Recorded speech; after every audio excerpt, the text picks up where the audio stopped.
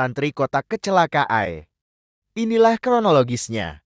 Wanita bersuara khas yang memiliki nama lengkap Tantri Syahide Ikhlasari ini memang sudah lama tak terdengar kabarnya.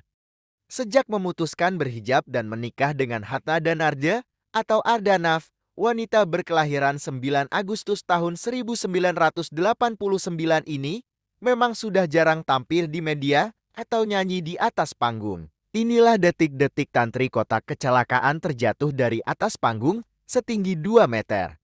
Awalnya Tantri bernyanyi di atas panggung sambil berinteraksi dengan para penonton yang sangat antusias.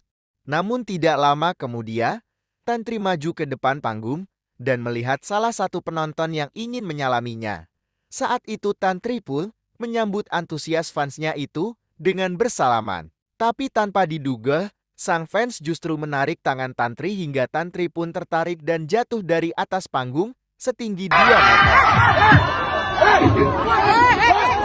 Beruntung Tantri tidak mengalami luka serius atas insiden itu, dan Tantri dengan sangat bijaksana memaafkan si pelaku yang adalah fans beratnya itu.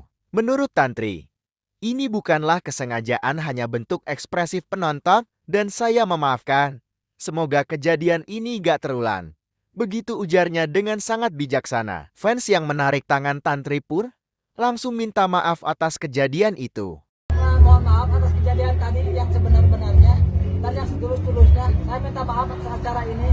Mohon maaf jika saya ada salah ataupun saya yang salah. Saya mohon minta maaf.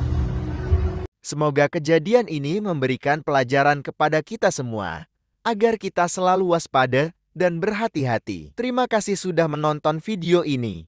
Like, komen, dan share jika suka dengan tayangan ini.